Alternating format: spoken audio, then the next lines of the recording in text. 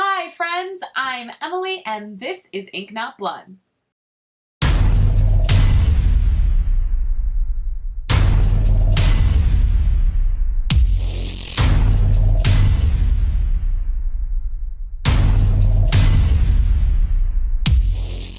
For those of you who follow me on Twitter, you may have seen that last weekend I participated in the 2019 Motor City Strongest Man/Woman competition. I have some footage of me competing and I thought you guys might want to see it. But instead of just showing you a bunch of footage, I thought it might be fun to do kind of a little breakdown of each event so you can know what I'm lifting and a little bit of behind the scenes of how the event went for me. Maybe this will be super boring for you guys. I really don't know. If you do like it, please let me know down in the comments because I do lift consistently and compete in at least one competition a year. So if you are interested in this kind of content, there could be more. So I play roller derby. I started playing in 2011, so I've been playing for about 8 years now. And I initially started lifting weights as a way to just cross-train for derby and get stronger. One day, one of my best friends was like, hey, I go to this gym. It's an all-women's gym. It's really awesome. You should come check it out. And I was like, ooh, I don't know. Okay. And it honestly changed my life. It turns out that I really like to pick heavy shit up and put it back down. So when I first started lifting, a bunch of women from the gym that I was going to participated in this Strongwoman competition. And I watched videos of them competing and was just totally floored and really wanted to try doing it myself. It was just so awesome to see them wrestling with these giant weights and to succeed. And you know, even when they failed, it was still awesome to watch them try. So in the past few years, I have participated in several competitions, usually in the roller derby off-season. Motor City was my 5th Strongwoman competition, but it was only my 2nd time competing at midweight. So in Strongwoman, you compete in a weight class. So you have lightweight, midweight, heavyweight. So because just the way that muscle mass works and everything, the weights for, say, the lightweight group are much lighter than, say, the heavyweight group. But what a lot of people do is they will what they call cut weight, which basically just means you lose weight, to qualify for a lower weight class. So if you're sitting right on the edge between lightweight and midweight, you might cut down to lightweight so that you have lighter weights and can therefore be more competitive and have more chances of being successful in that class. So I used to cut down to lightweight, but the process of cutting down to that weight was really stressful for me. And there was one competition where I wasn't making it. I was following a macro plan that my trainer set for me and it was going well for a while, but then I just stopped losing weight. And it was not only really discouraging, but it also started to give me negative feelings about food and eating, which was no good. So this was for a competition in 2018. And I decided, you know what, this isn't working, I'm just gonna compete in midweight. And let me tell you, I was scared. Midweight weights are heavy. And it's not like I spend all of my time training for Strongwoman. Like, I play roller derby. That is my #1 priority in terms of sports. Strongwoman is something that I do for fun. I mean, roller derby is fun too, but that I'm really serious about. Strongwoman is more just about having fun. So anyway, in 2018, I competed at midweight, and you know what? It went okay. So when Motor City came around, I decided that I would again compete at midweight instead of stressing myself out with cutting down to the lightweight class. But like I said, the midweight weights are so heavy. So I wasn't going into this competition with any high expectations. I wasn't thinking I was going to place or anything like that. Basically, my goal was to not zero any event. And that's honestly how I've always gone into these competitions. I just want to be able to complete every event. I think that about covers everything I wanted to talk about in the intro. Ooh, hooray for unscripted videos, right? So I guess it is time to jump right into the first event. So lots of competitions contain some sort of carry medley. For Motor City, this was called the Death Medley. And for the midweight class, this involved a 150-pound Husafel, a 125-pound keg, a 125-pound sandbag, and a super awkward giant 75-pound barrel filled with water. So for this event, you have to pick up each item, carry it 35 feet to the other end, drop it down, run back, get the next item, so on and so forth. So you'll notice that the items get lighter and lighter as it goes, but you're getting more and more tired as it goes. And you only have 60 seconds maximum to finish the event. Just because this was the beginning of the competition, I was super nervous, but I'm actually pretty pleased with how the event went, so let's see it.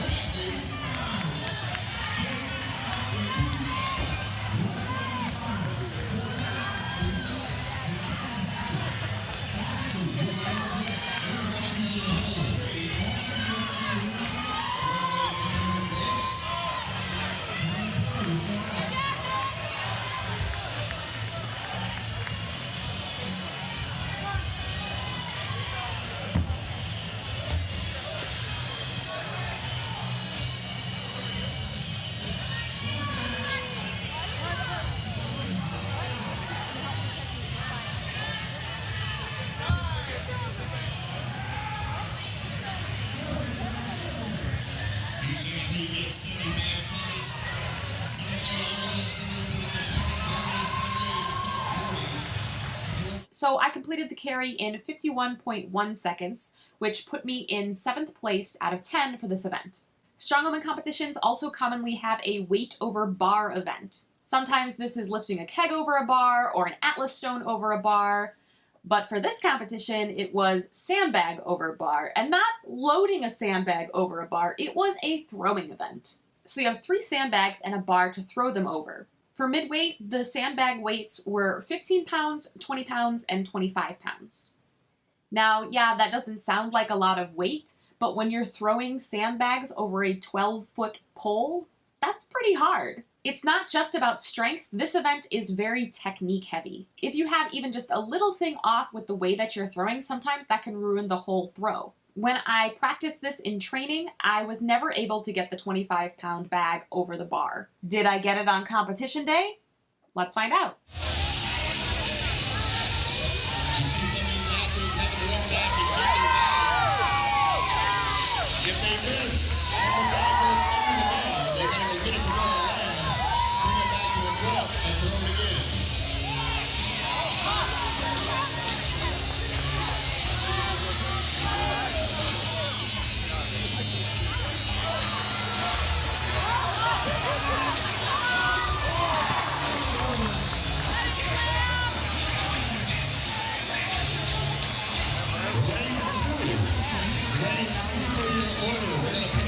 Viking press, so you don't have to step into the throw area.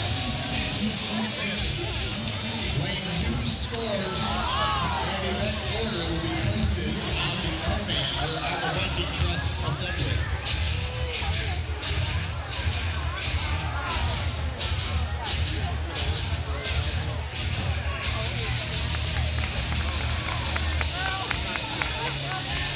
So, no, unfortunately, I was not able to get the 25-pound bag over the bar, so each competitor had 60 seconds to get all 3 bags over the bar. In the footage, you might have seen that I kind of gave up after a few tries with that 25-pound bag, and that's just because I knew I hadn't gotten it in training, and it was just getting harder the more attempts that I made because my muscles were getting tired. So instead of continuing to expend energy, I decided, you know what, that's good, I tried, I didn't make it, that's okay, I'd rather conserve my energy for later events and just call this event good. So there were a few other people in my class who weren't able to get all 3 bags over the bar, and I was kind of hoping for this. I mean, that sounds terrible, but I was anticipating that maybe not everyone would be able to get all 3 bags over the bar. Plus, this event had split times, so they were looking at how fast you could throw each bag over the bar. So if there were a 9th and 10th place competitors, and both of them only got 2 bags over the bar, the person who got both of those bags over the bar faster would be placed higher than the person who got those 2 bags over the bar slower. That makes sense, right? So knowing this going into the competition and knowing that it was unlikely I was going to get that 25-pound bag over the bar,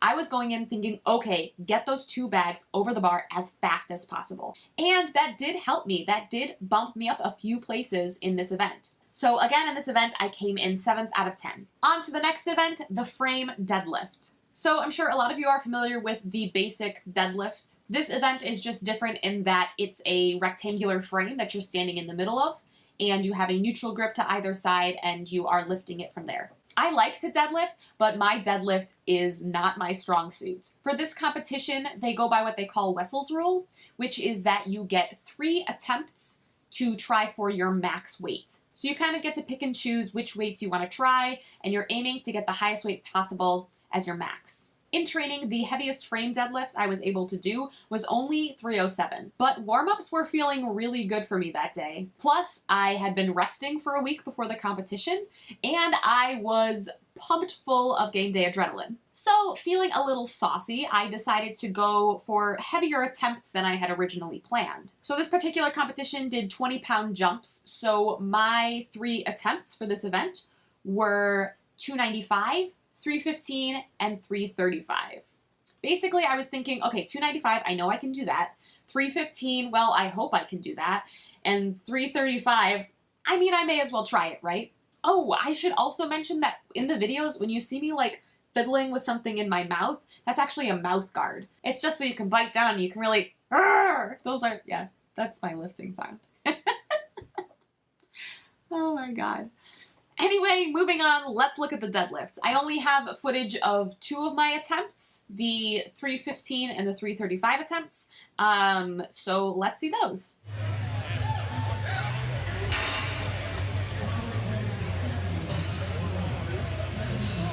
All right, we're getting better. The area between the deadlift and the Viking. So I was super excited because I lifted way more on competition day than I had in training, and it feels really good to get a PR at the competition. Now, despite that, within midweight, I am not a very competitive deadlifter. My deadlift is not as strong as a lot of other people's who are competing in that weight class. So even though I was really proud of my performance, I only came in 9th out of 10.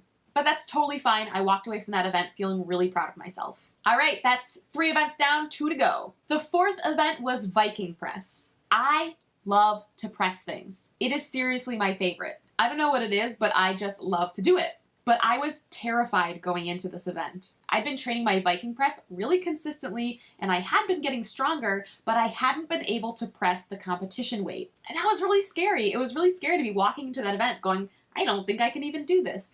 And it also made me feel pretty bad because my goal was to not zero any events, and I was walking into competition day pretty worried that I was going to zero this event. So the Viking press for the midweight class was 125 pounds. And I just figured, you know what? I'll go up there, do my best, and see what happens. Is the suspense killing you? Let's see the footage.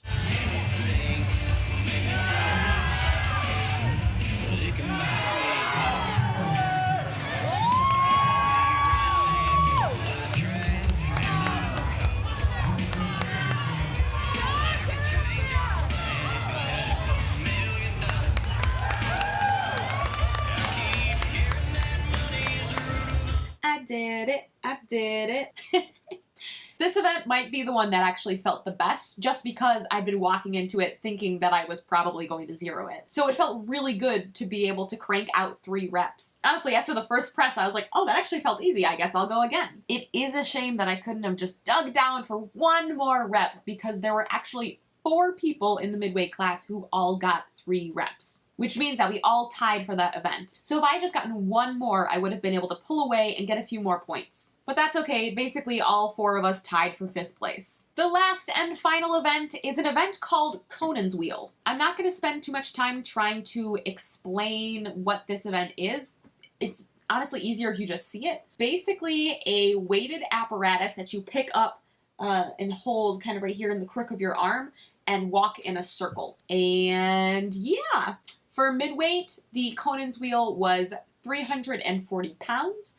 And the idea is that you pick it up and walk in circles with it for as long as you possibly can. This event wasn't even timed. It was just walk it until you drop it. All right, let's see how I did.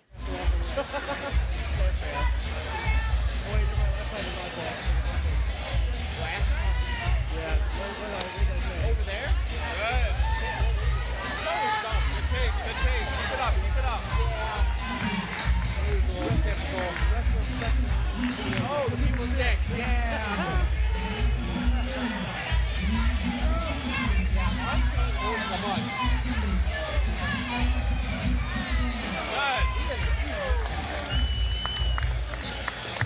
I didn't know there was one song that could last an entire... So Conan's Wheel was actually the event I was most disappointed in. You might not be able to tell from the video, but I didn't get a very good pick on the bar, and I didn't get it up as high enough as I wanted, and which I knew as soon as I picked it up, I was like, oh no, this is bad. Well, I guess I have to keep going, because it's not like you can put it back down and reset. Once you pick it up, you just have to go. If you drop it, you're done. So with just over 2 revolutions on the Conan's Wheel, I came in 8th out of 10 for this event. So that's all 5 events from the Motor City competition, and when all the scores were totaled, I ended up coming in 8th out of 10 for the midweight class. And honestly, I'm really proud of that. I go into these competitions anticipating being in last place, so when I'm not in last place, it feels pretty good. So that's all I have for you today. Thank you so much for stopping by and checking out this weird little corner of my life. Again, if you like content like this, please let me know so I know to create more. I would also love to know if you guys have any questions about lifting or about Strongwoman specifically. And before I go, I just want to give a huge shout out to my gym, Hail Strength and Shape, which is an all-women's gym, super awesome, has amazing trainers and a wonderful community. Seriously, it is the best. Thanks for liking, subscribing, and coming to the gun show. I can't even do that with a straight face. Anyway, thanks for being here, and I'll see you next time. I don't have very impressive biceps, though. I wish I looked more muscly. I swear, I'm strong. I'm really strong. I just don't look it.